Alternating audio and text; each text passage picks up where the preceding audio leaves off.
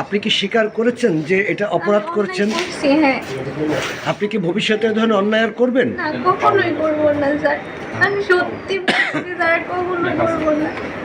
অনেক বড় অপরাধ, প্রতারণা করছি স্যার। এবারের মতো মাফ করে দেন না স্যার।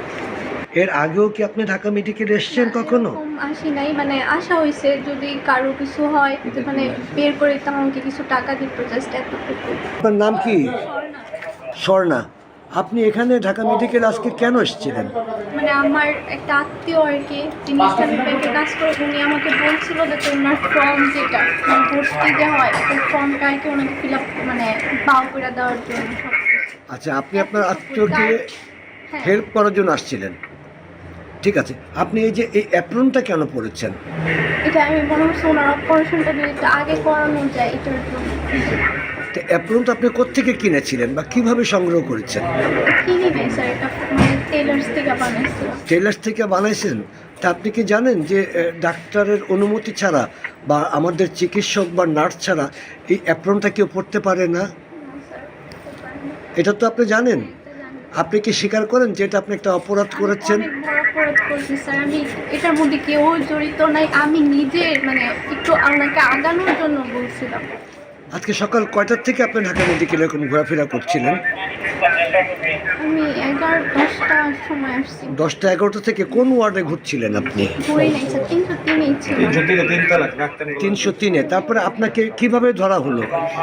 বা ক্লাস 78 পর্যন্ত ওই আপু আসছিল।